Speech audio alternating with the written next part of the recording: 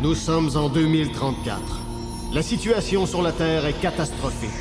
La couche d'ozone a été complètement détruite par les gaz carboniques des voitures, l'industrie chimique et le push-push en cacane. Résultat, la Terre cuit sous les rayons du soleil. Les récoltes sont complètement brûlées, il n'y a presque plus d'eau potable et les compagnies de crème solaire s'enrichissent. La situation devient urgente. Il faut trouver une nouvelle planète pour y déménager 6 milliards de Tata. C'est ainsi que le 28 octobre 2034, le vaisseau spatial Romano Fafar quitte la Terre en route vers les confins de l'univers. Là où la main de l'homme n'a jamais mis le pied.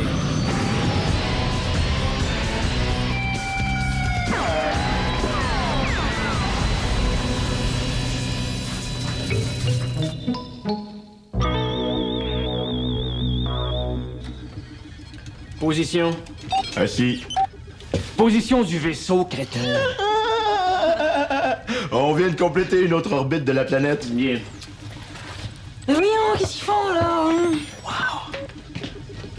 Bon, Brad, c'est quoi la météo sur l'autre planète? La météo. Neige abondante, vent violent de 80 km/h et température maximale de moins 67 degrés Celsius. Sur la scène du sport, maintenant, les Hawks de Chicago ont remporté une victoire. Voyons.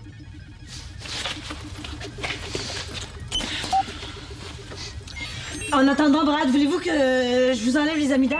Non. Oh, oui, donc, je vais juste vous en enlever deux. Tu peux me les enlever à moi? Toi, t'es as plus, Bob. Oui! Elles ont repoussé la nuit passée. Écoutez, Recevez, on a terminé notre travail. Vous pouvez nous téléfaxer à bord. un instant. Qu'est-ce qui me dit que c'est le vrai capitaine? Non, j'ai besoin de votre nom de code. Alpha 1202 Orion. Non, il me semble que vous avez hésité en le disant, c'est louche. Non, j'ai besoin de votre matricule. Matricule 1527A. 1527 A. 1527 A. Allez-vous nous téléfaxer, imbécile? Là, je vous reconnais.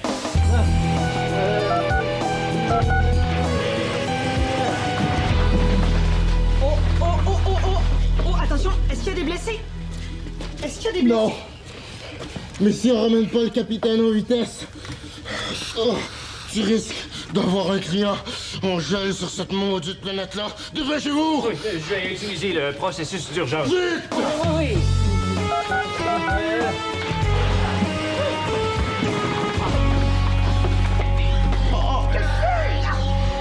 Capitaine, votre scaphandre vous cherche. Brad, vous m'avez téléfaxé en dehors de...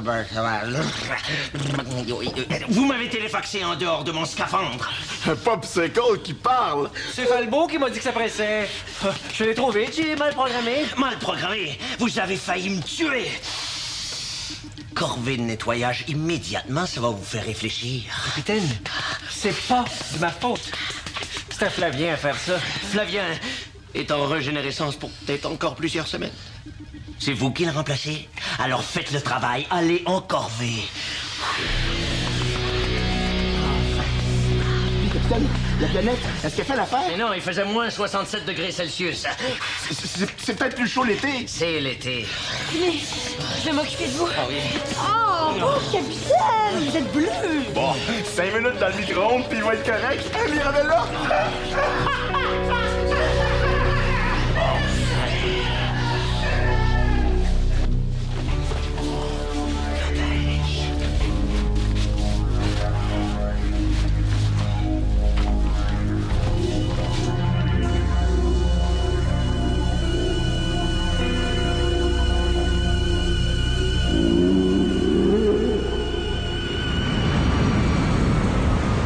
Merci Mirabella, je suis complètement dégelé. Sauf pour ce doigt. Ah, ben, je sais pas, vous pourriez l'utiliser pour faire du pouce jusqu'à la salle de commandement? Ah, capitaine, ça va mieux? Oui, merci. Nouveau parfum, Bob? Oui. Comment vous le trouvez? En fait, c'est lui qui vient de me trouver, là.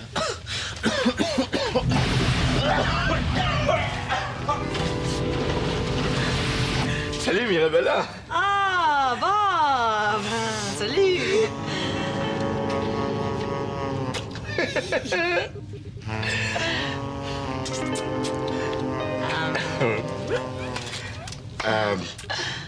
Je me sens pas bien. Ouh, tu sens pas bon non plus, hein?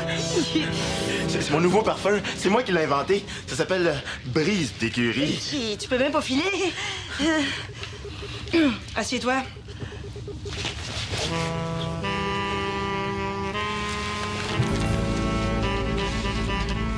T'as mal où, là, Bob? Où tu veux, hein? Je suis pas astineux. Un petit peu plus précis, peut-être? Dans la région du Mou. Ouais. On va regarder ça. Étends-toi.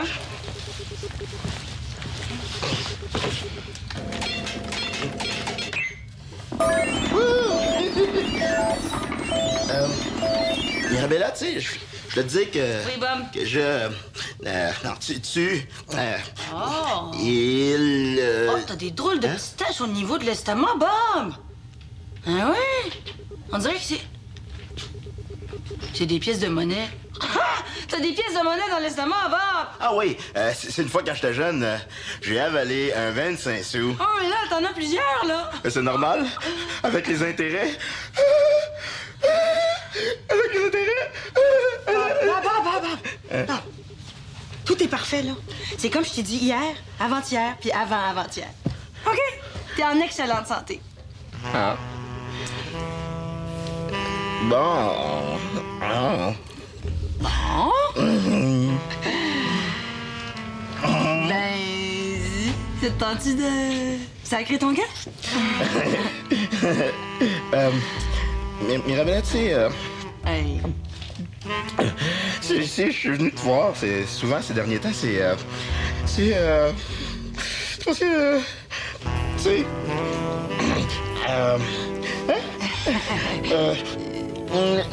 c'est-à-dire, dans le sens de, qu'est-ce que t'en penses? Je pense que je vais te réexaminer, Bob.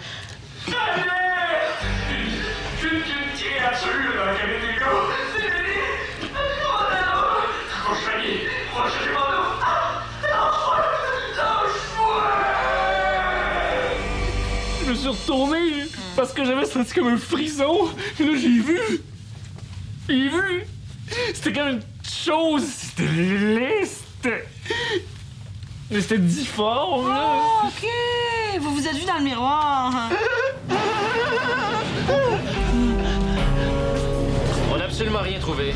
Même nos détecteurs internes n'ont rien relevé. Mais je vous jure que je l'ai vu. C'était une excellente raison pour pas travailler. Je vous le dis, capitaine. Elle était là. Si elle avait été là, on aurait trouvé des traces, du poil, des crottes, quelque Non, mais chose. ça n'a pas de poêle, ces affaires-là. C'est comme une... Ça suffit, Brad. Je veux plus rien entendre. Poursuivez votre corvée. Brad, si je vous donne 50 sous, pourriez-vous nettoyer mes fenêtres? Hey, t'es bien niaiseux, quoi. Mira, mon humour est trop subtil.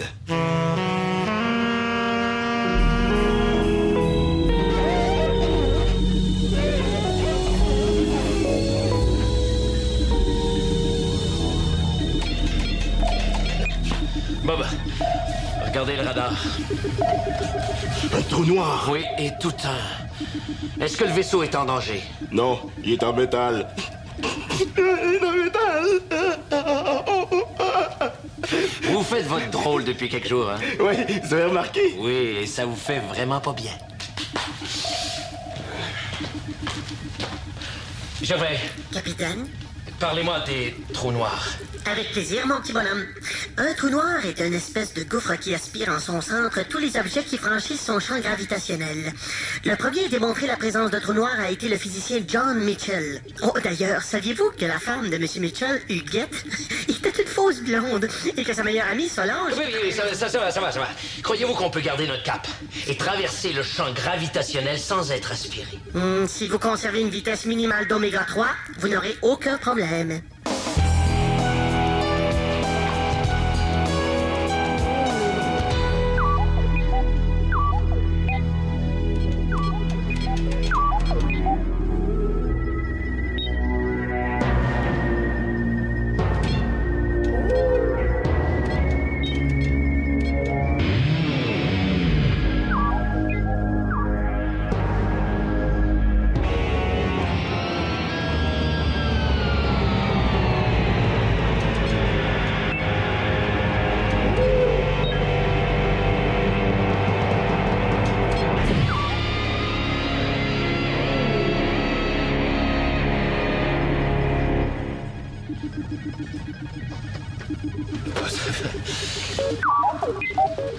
C'est la meilleure solution.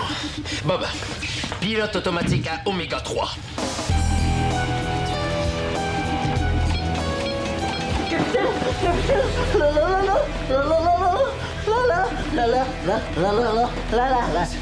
Mimez-le, Brad.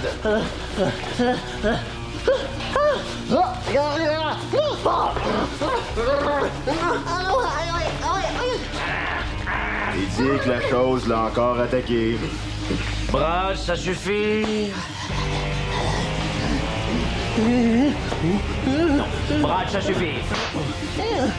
Voyons. Ah, là, ça marche.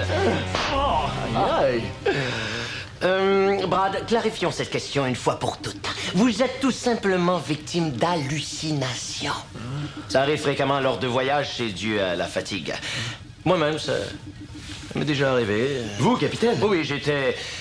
Plutôt, je servais à bord du USS Flyben. Ah ouais? Oui, j'ai terminé un 3e quart de travail.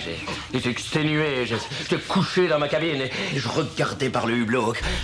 Quand tout à coup, j'ai vu apparaître un immense objet volant de forme ronde, éclairait un jeu de lumière aveuglant, avec en son centre une énorme boule faite en miroir, d'où émanait une voix qui disait « Ah, ah, ah, ah, staying alive, staying alive ».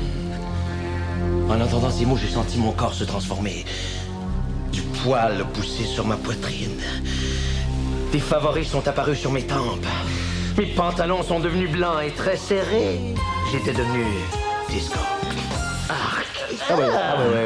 Mais maintenant, vous êtes guéri. Oui, c'était qu'une hallucination. C'est exactement la même chose pour votre créature. Une hallucination? Exactement. Bon, Bob, j'aimerais qu'on voit nos calculs se trouver en maquette. J'hallucine. C'est clair, j'hallucine. Comme cette table-là, par exemple. Est-ce que c'est une vraie table ou c'est une hallucination? Oh, ben si ça fait mal, c'est que c'est une vraie table. Quoique mon hallucination aussi tantôt faisait mal. Oh, je sais plus, là, moi. Spécial cabane à sucre! Crêpe fait voler omelette sous vos pas et tire sur la neige. Et tire sur la neige. Excusez-la! Ah, de la tire sur la neige. Ah, dégueulasse. Je vais aller faire un petit caviar dans ma cabine. Ben, c'est ça. La tire sur la neige. La dernière fois que j'en ai mangé, j'avais 4 ans. Après ça, la neige s'est mise à fondre et il n'y en a plus jamais eu. C'est pas grave. Dommage que Flavien et Valence soient en régénérescence. Oh, wow! Comment on mange ça? Hein? Méfie-toi, c'est bien collant. Y a pas juste ça qui est collant, Bob. Moi, là, quand je mange du sucré, ça me stimule, là, puis là, je me mets à faire des savates un peu partout, là. C'est épouvantable. Oh! C'est pas des oreilles de Christ, ça. Qu'est-ce que c'est que ça? Falbo, comment avez-vous fabriqué votre neige? Je l'ai pas fabriqué, je l'ai pris sans planète! Quoi? Mais c'est interdit de ramener des échantillons sans d'abord les faire analyser. Capitaine, cette neige-là vient d'une planète où il fait moins 67 degrés Celsius. Attention, Je Bob. pensais qu'elle était déserte. Attention, tout le monde. Gervais! Oui, Vous pourriez m'analyser ça? sans problème, capitaine. Un petit café avec ça? Non, ça va. Eh bien, ce cocon vient d'Athée 7, la dernière planète que vous avez visitée. Il contenait un organisme vivant qui était congelé dans son habitat naturel. La femelle qui a pondu ce cocon s'appelait Smutvik, ce qui veut dire en français Nicole. Son mari, Sportlac, était facteur et buvait comme un trou. Et c'est Ça pour va, ça que ça bébé, venez-en au fait. Eh bien, au contact de la chaleur du vaisseau, l'organisme a repris vie. On a un huitième passager. Un huitième passager. La chose là, qui a attaqué Brad. Son hallucination. Brad, il faut le prévenir. Falbo, allez chercher les armes. On se rejoint dans le corridor B. Mirabella, rendez-vous au centre de santé. On risque de vous ramener un patient en mauvais état. Bob, l'accompagner. Oh oui, capitaine. Niveau d'alerte 4. Autorisation de tirer à vue. S'occuper de notre invité. Et moi, capitaine? Toi, ferme-la.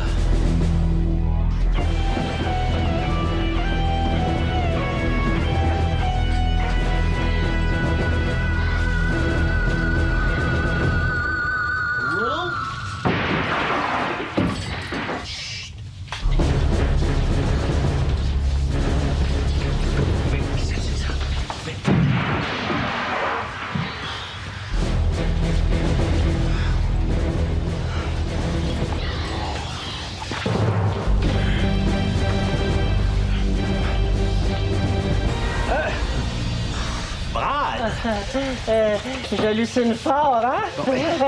Aidez-moi. Allez, Brad, laissez-vous aller. Attendez, Brad. Ça va, Brad? C'est taclé, une hallucination, hein? Capitaine! On a retrouvé la créature! Elle est dans le centre de santé! Qu'est-ce qu'elle fait? Elle joue au hockey avec Bob. Ah, mais... J'ai réussi à l'apprivoiser. Non, c'est parce que le hockey, c'est Bob. On arrive. On arrive! Youhou!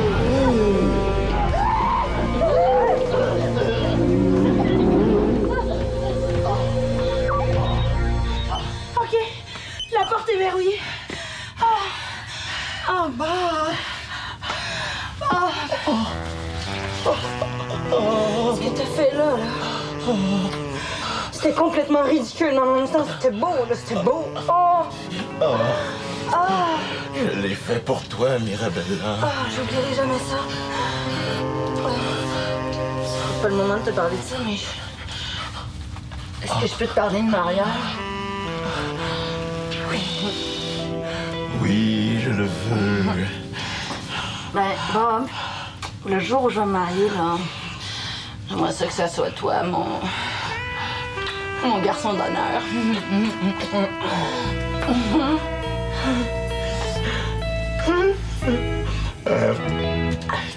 Quelle excellente nouvelle. Moi aussi, quand je vais me marier, j'aimerais ça que ça soit toi, mon garçon d'honneur. Sais-tu quoi? À un moment donné, là, je pensais que t'avais un œil sur moi. On est tellement amis, toi puis moi.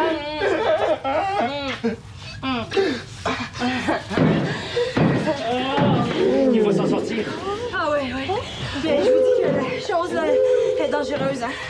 Quand t'as joué au hockey avec Bob, là, je l'ai vu frapper du pied 27 fois sans qu'il retombe à terre. 27 fois? Mieux d'y aller plus vite. La porte tiendra plus très longtemps. Vous aussi? Vous hallucinez? En plus, nos armes lui font aucun effet. Ben oui, allez-y. Mais vous disiez qu'elle a dégelé ici, dans le vaisseau. Ben oui, c'est ça. Pour l'arrêter, il suffirait de la congeler. À nouveau. Falco, vous êtes un génie. Surveille. Sur l'eau? Que doit-on faire pour abaisser la température du vaisseau sous le point de congélation? Eh bien, vous pouvez toujours ouvrir les fenêtres, mais c'est très risqué. Surveille. C'est une espèce de blague. Sinon, vous n'avez qu'à couper le chauffage et les moteurs aussi. Car ils dégagent de la chaleur. Capitaine, faut pas oublier le trou noir. Si on coupe les moteurs, il va nous aspirer. Surveille. Si on coupe les moteurs, allons-nous avoir le temps de faire geler la créature avant d'être aspiré par le trou noir? Vous pouvez dériver sans moteur pendant 27 minutes 46 secondes 83 centièmes. Passé cette échéance, vous ne pourrez plus échapper à l'attraction du trou noir. Et ce, même si vous mettez les moteurs au maximum. Gervais, quelles sont nos chances de nous en sortir? Vous voulez la vérité, capitaine? Non, Elles sont excellentes. on l'essaie. Mais oui, mais capitaine, nous autres aussi, on va geler, là. Ne vous inquiétez pas, je m'occupe de tout.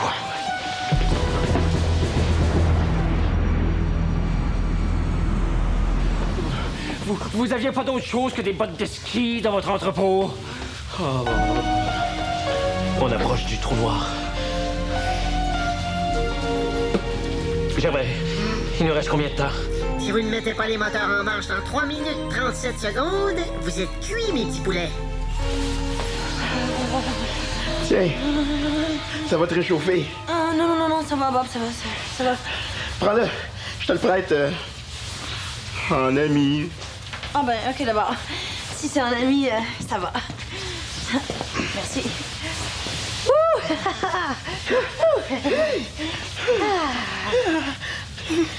Bob, tu gèles! Oui, mais je gèle. En ami. Ah bon, ouais, ok, d'abord. On peut pas attendre plus longtemps. Il faut aller voir si la créature est gelée. Falbo, je vous suis.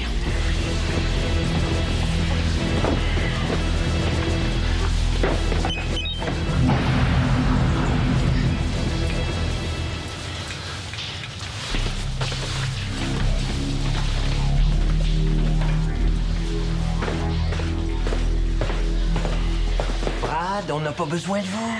J'ai 2 mots à lui dire à cette sale créature. Oh non! Oh non, j'hallucine!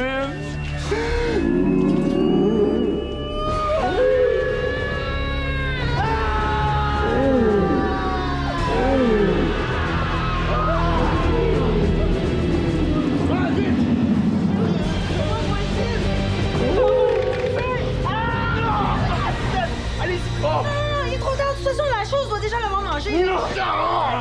Brad, lui, il risquera jamais sa vie pour vous sauver. C'est la vie de la bête que je veux sauver. Oh, Mais si elle mange Brad, elle va être malade, c'est sûr, non? Oui, il faut y aller!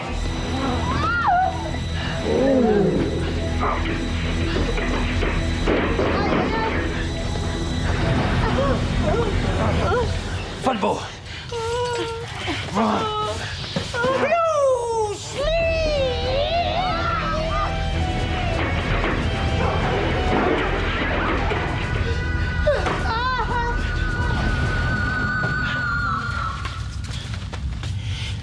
je l'ai. Capitaine, le trou noir! Démarrez le vaisseau! Falbo, Mirabella, mettez la chose dans un sac.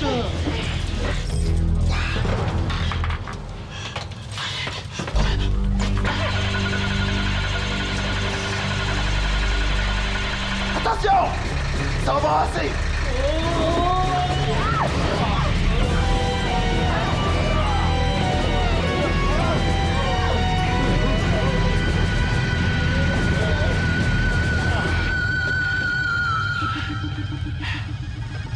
On a réussi! L'affaire est dans le sac. Qu'est-ce qu'on en fait? On le téléfaxe dans le trou noir. Comme ça, on va être sûr d'en s'en débarrasser. Non!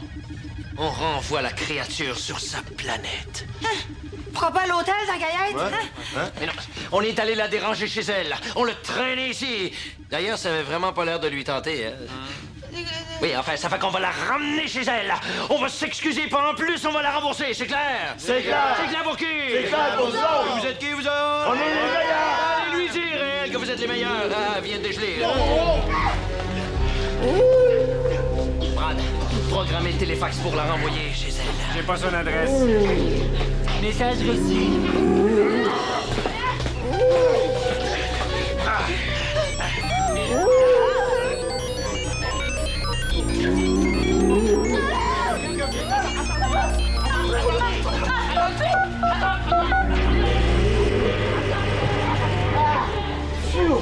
Falbo! Vous avez téléfaxé Falbo! Ramenez-le immédiatement! Mais vous avez ramené la créature! On parle! La créature parle! Attends, arrête! Falbo! Bon! Qu'est-ce que tu fais là? C'est à lui qu'il faut demander ça!